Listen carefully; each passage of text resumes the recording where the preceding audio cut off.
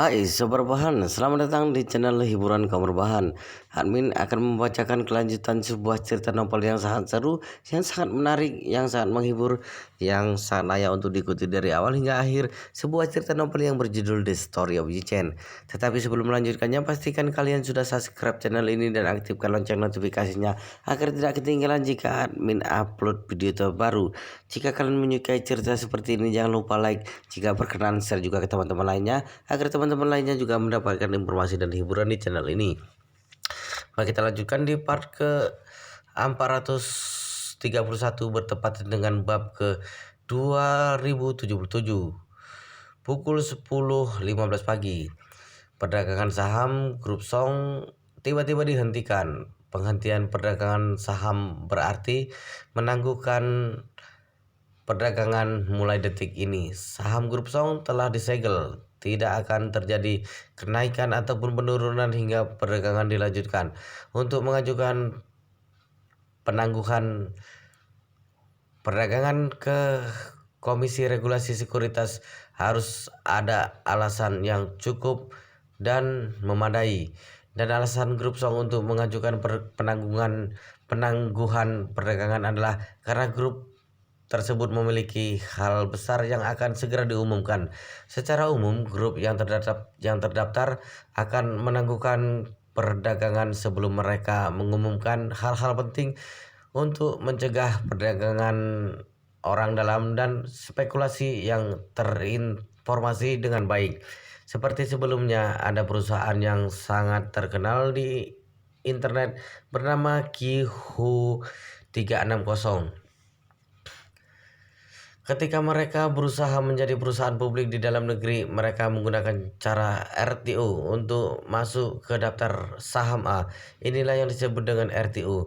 Dalam istilah awam, beberapa kondisi mereka tidak memenuhi persyaratan Komisi Regulasi Sekuritas ataupun mungkin saja prosedur normalnya membutuhkan waktu yang lama. Mereka tidak dapat menunggu, jadi mereka mencapai daftar perusahaan publik dengan jalan pintas. 360 juga merupakan perusahaan internet yang relatif terkenal di Cina. Alasan utama mereka melalui cara RTO untuk menjadi perusahaan publik adalah untuk menghemat waktu. Jika mereka mencapai perusahaan terdaftar dengan sendirinya, itu setidaknya membutuhkan waktu 1 atau 2 tahun lamanya. Kemungkinan besar mereka akan kehilangan peluang pasar. Dulu ketika 360 memutuskan untuk menjadi perusahaan publik dengan cara RTO, semua pemegang saham bertanya-tanya tentang satu hal, yaitu perusahaan terdaftar mana yang akan digunakan 360. Jika dapat mengetahui perusahaan apa yang ditargetkan, maka jika membeli saham terlebih dahulu, maka akan mendapatkan keuntungan yang besar setelah 360 berhasil dan saham akan naik. Namun, masalah semacam ini umumnya merupakan informasi rahasia di dalam perusahaan dan hanya manajemen puncak inti yang dapat mengetahuinya, dan mereka tidak akan pernah dapat mengungkapkannya kepada dunia luar. Jadi, ketika Jiangnan Jiaiji tiba-tiba mengumumkan bahwa perusahaan tersebut memiliki proyek yang besar dan perlu menangguhkan perdagangan, beberapa waktu setelahnya orang-orang baru tahu bahwa ternyata 360 mengambil alih Jiangnan Jiaji. Namun ketika mengetahui itu sudah terlambat. Perdagangan saham Jiangnan Jiaji telah ditangguhkan dan tidak dapat diperdagangkan lagi. Bahkan tidak ada kesempatan untuk membelinya lagi. Sama dengan situasi grup Song saat ini. Perusahaan akan beralih dari keadaan grup tanpa pemimpin menjadi penerus ketua baru. Jadi jelas merupakan kabar baik bagi perusahaan. Jadi harus ditangguhkan terlebih dahulu dan kemudian diumumkan. Pukul 10.55 di aula grup Song, para wartawan yang diundang telah tiba di tempat. Pemegang saham di seluruh negeri juga memperhatikan konferensi ini. Karena sejak kecelakaan Song Wanting hingga saat ini harga saham grup Song terus menurun. Pasar khawatir bahwa grup Song tidak memiliki pemimpin dan manajemen di dalamnya menjadi kacau sehingga terjadi penurunan saham secara terus-menerus. Sekarang grup Song tiba-tiba mengadakan konferensi pers dengan meriah. Semua orang merasa bahwa mereka pasti sudah siap untuk mengumumkan ketua yang baru. Tiba-tiba Yi Chen seorang diri tiba di gerbang pintu aula. Setelah Song Rongyu tahu bahwa dia akan datang, dia menunggunya di depan pintu walaupun dia sangat tidak senang dengan Yi Chen. Namun di kota Jinling tidak ada yang berani menyinggung Yi Chen. Bagaimanapun dia adalah Yi Chen, Master Yi sang naga asli. Song Rongyu tidak berani bertingkah dengannya. Song Rongyu melihat Yi Chen datang seorang diri. Dia bergegas menghampirinya dan berkata dengan hormat, "Master Yi, kamu sudah tiba." Yi Chen mengangguk ringan, meminta maaf. "Rongyu, maaf, aku sudah berusaha mengenai Wanting." Yi Chen sengaja mengucapkan kata sudah berusaha namun tidak mengatakan hasilnya. Song Rongyu mendengar perkataan ini. Ia langsung mengartikan dua kata ini seperti kata dokter berbicara dengan keluarga pasien yang tidak dapat diselamatkan. Jadi dia segera mengarang apa yang dikatakan Yi Chen dan berpikir dalam hati. Sepertinya Yi Chen tidak menemukan keberadaan Song Wanting dan dia sudah kembali ke dalam negeri sekarang. Dia pasti sudah menyerah untuk mencarinya. Dengan begitu aku dan ayah akhirnya dapat merasa tenang. Perasaan Song Rongyu diam-diam merasa puas. Namun dia berpura-pura terlihat menyakitkan, berkata dengan penuh berterima kasih, "Master Yi, demi Wanting kamu secara khusus pergi ke Jepang dan melakukan begitu banyak usaha. Keluarga Song sangat berterima kasih kepadamu. Jika Wanting benar-benar telah tiada, aku percaya arwahnya di langit juga pasti akan tersentuh dengan ketulusanmu." Yi Chen memandang Song Rongyu dan berkata dengan sangat serius, "Rongyu, terkadang aku masih berhalusinasi. Aku berdoa agar keajaiban bisa terjadi suatu saat nanti. Bagaimana jika keajaiban benar-benar terjadi suatu saat? Bagaimana jika tiba-tiba Wanting muncul di depanmu? Bukankah ini merupakan adegan yang membahagiakan semua orang?" Song Rongyu mendengar kata-kata Yi Chen, hatinya terasa tidak nyaman, seperti termakan seekor lalat. Dia mengutuk dalam hatinya, berdoa untuk keajaiban. Keajaiban sialan, keajaiban ini sebaiknya tidak terjadi. Song Wanting lebih baik tidak muncul lagi selamanya di depanku. Jika bukan karena harus mengurusi pemakamannya, aku bahkan malas melihat jasadnya. Tidak hanya membuang waktu dan uang, aku juga harus berpura-pura sedih di depan semua orang. Namun di permukaan dia terlihat sangat tulus. Master Yi benar. Benar yang kamu katakan. Aku juga berharap suatu saat keajaiban yang kamu katakan akan terjadi. Saya berbicara, dia buru-buru menyatakan, "Master Yi, setelah konferensi pers hari ini selesai, aku akan langsung pergi ke kuil Long Quan untuk mempersembahkan dupa dan berdoa untuk Wanting. Berdoa di kuil Long Quan dikatakan sangat manjur. Aku sering pergi ke sana untuk berdoa dan mengenal kepala biara dia di sana.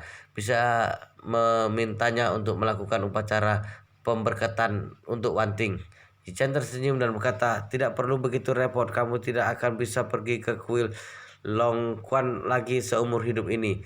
Song Rongyu tertegun dan dengan terkejut ia bertanya, "Master Ji, apa maksudmu?" Yi Chen menepuk pundaknya. Ia berkata, "Tidak ada. Kuil Long Quan tidak harmonis denganmu." Song Rongyu bertanya dengan heran, "Bagaimana bisa aku tidak harmonis dengan Master dengan dengan kuil tersebut, Master Yi? Kuil Long Quan memang sangat manjur." Yi Chen berkata dengan tenang, "Percaya padaku, kamu akan segera menyadari bahwa kuil Long Quan tidak manjur sedikit pun." Song Rongyu tidak mengerti sama sekali. Dia pikir Yi Chen sedang membicarakan Feng Shui dengannya. Ia bertanya dengan sedikit terkejut, "Master Yi, apakah biksu di kuil Long Quan menipu?" Yi Chen melambaikan tangannya, bukan menipu, mungkin hanya kemampuannya yang kurang. Setelah itu Yi Chen melanjutkan, sudahlah, jangan bicarakan ini lagi. Cepat pergi. Bukankah kalian ingin memulai konferensi persnya? Song Rongyu buru-buru berkata, iya, konferensi pers akan segera dimulai. Cepat masuk, Master Yi. Di bawah pimpinan Song Rongyu, Yi Chen melangkah masuk ke aula konferensi pers. Song Rongyu menempatkan di kursi VIP baris paling pertama. Kemudian meminta maaf, Master Yi, aku harus berpartisipasi dalam konferensi pers, tidak menemanimu lagi. Jika ada yang mau perintahkan saja kepada karyawan. Yi Chen mengangguk. Iya, kamu pergi sibuk saja. Song Rongyu berkata dengan penuh perhatian. Baik, Master Yi, aku akan pergi sibuk dulu. Usai berbicara, ia berbalik dan pergi ke ruangan balik panggung. Beberapa menit kemudian, seorang sekretaris wanita melangkah ke mimbar dan berkata, terima kasih atas kehadiran para tamu dan teman-teman dari media yang terhormat. Hari ini grup Song akan mengumumkan hal yang sangat penting kepada publik. Mohon berikan tepuk tangan untuk para anggota dewan direksi kami. Setelah sekretaris wanita selesai berbicara, disusul tepuk tangan meriah dari hadirin. Belasan anggota dewan direksi perlahan-lahan berjalan masuk melalui pintu samping. Yi Chen tidak mengenal orang-orang yang berjalan di depannya hingga dua orang di belakang. Itu adalah Song Rongyu dan ayahnya Song Tianming. Meski Song Tianming adalah orang terakhir yang memasuki panggung, namun posisi tengah mimbar dikosongkan untuknya. Setelah menaiki panggung, dia langsung menduduki posisi tengah. Begitu dia duduk, dia melihat Yi Chen di baris pertama kursi VIP. Melihat Yi Chen, hati Song Tianming sama dengan Song Rongyu agak gugup. Sebagai orang yang bersalah hati nuraninya, dia juga khawatir suatu saat kejahatannya akan terungkap. Dia sangat takut dengan Yi Chen karena Yi Chen sudah menjadi ketakutan terbesarnya. Jika suatu hari masalah ini terungkap, ia bahkan tidak takut polisi datang menghampirinya. Ia lebih takut Yi Chen akan datang memperhitungkannya. Ketika bertatapan empat mata dengan Yi Chen, Song Tianming sedikit senyum dan menganggukkan kepala kepadanya. Yi Chen juga tersenyum. Senyuman Yi Chen menghilangkan banyak ketegangan di hati Song Tianming. Song Tianming menyalakan mikrofon di depannya dan mulai berbicara. Para tamu terhormat, pemegang saham, investor, dan teman-teman dari media yang hadir, halo semuanya.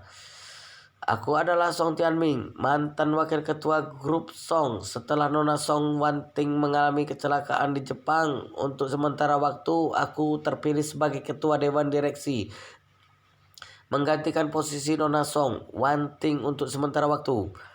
Membicarakan ini, Song Tianming menghela napas. Kecelakaan Nona Song Wanting membuat saya dan para anggota dewan direksi sangat sedih. Kami juga telah membuat pernyataan serius kepada pihak Jepang, meminta mereka untuk segera menemukan kebenarannya kecelakaan itu dan mengetahui keberadaan Nona Song Wanting. Kami juga berharap pihak Jepang dapat melaporkan kembali kepada kami kabar yang bahagia sesegera mungkin.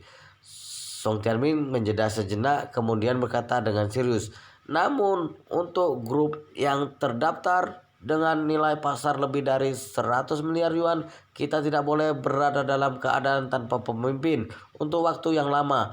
Sebelum Nona Song Wanting kembali dengan selamat, kami harus memastikan grup Song beroperasi dengan normal. Jadi dalam anggota dewan direksi kami mengadakan rapat dewan pagi ini. Ketika semua hadirin mendengar ini,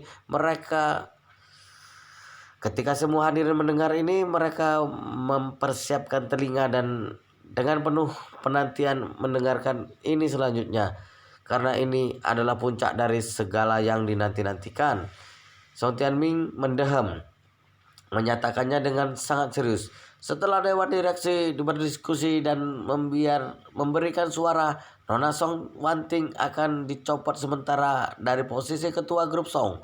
Pada saat yang sama, Dewan Direksi telah melewati sistem pemungutan suara nama asli. Aku sendiri mencalonkan diri menjadi ketua di antara 17 orang Dewan Direksi dan mendapatkan suara sebanyak 17 suara.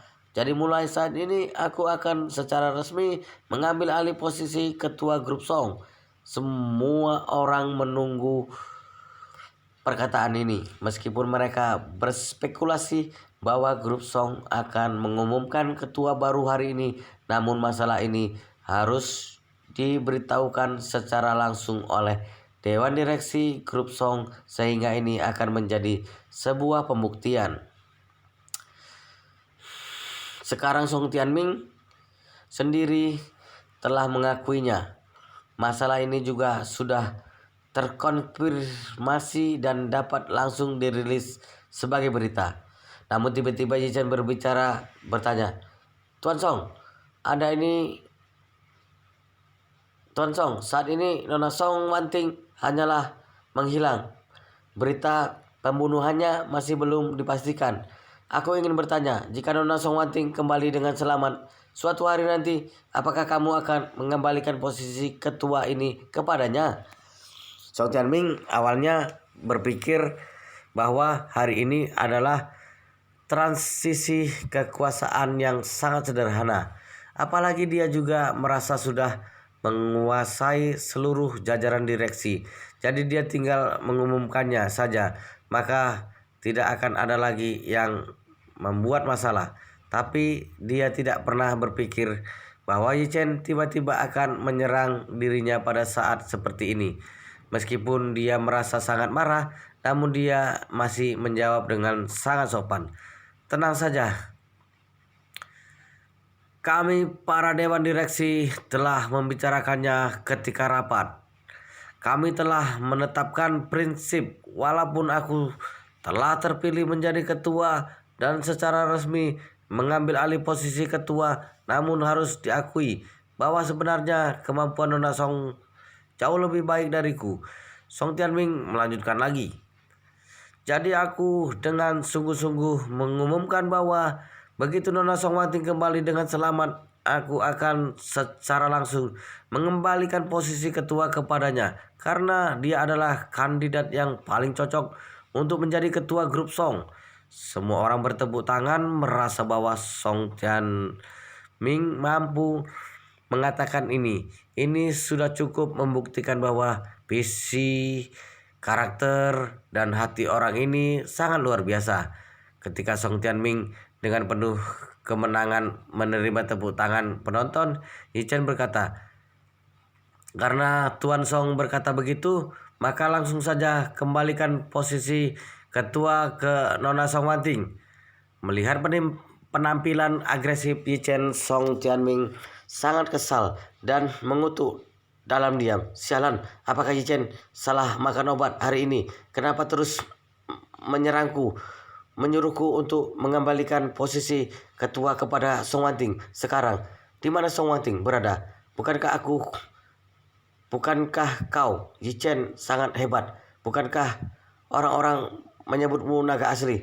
Jika kamu memiliki kemampuan ini, kenapa aku tidak melihat kamu membawa Song Wanting kembali hidup-hidup?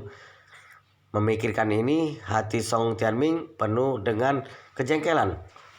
Namun dia masih berkata dengan sangat serius, aku sudah mengatakan sebelumnya, aku merasa kemampuanku sendiri tidak sebanding dengan Nona Song Wanting. Jadi aku sangat berharap dapat bekerja di bawahnya. Jika Nona Song Wanting dapat kembali dengan selamat, aku Song Tianming pasti akan mengembalikan posisinya dan kembali menjadi wakil ketua grup Song.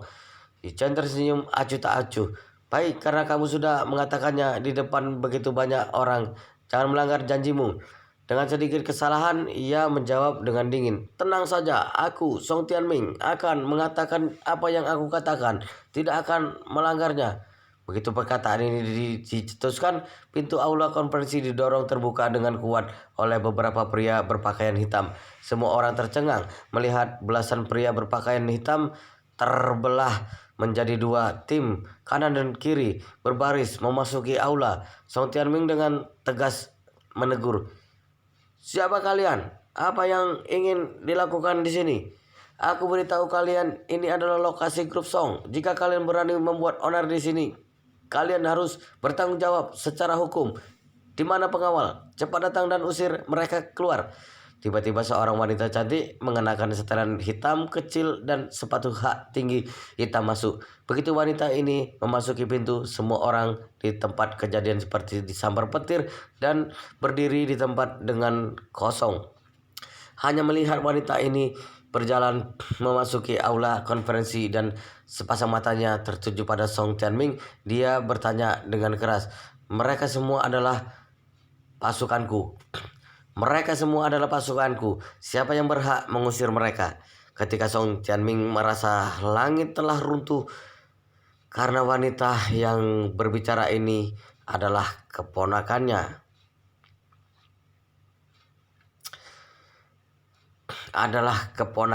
Song Wanting.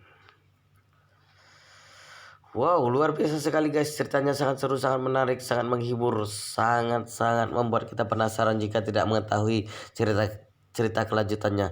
Tetapi sepertinya di bab ini sampai di sini dulu, dan kita akan lanjutkan di bab berikutnya di video selanjutnya.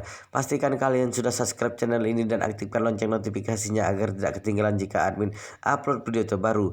Jika kalian menyukai cerita seperti ini, jangan lupa like, jika berkenan share juga ke teman-teman lainnya agar teman-teman lainnya juga mendapatkan informasi dan hiburan di channel ini. Baik, kita lanjutkan di bab berikutnya di video selanjutnya.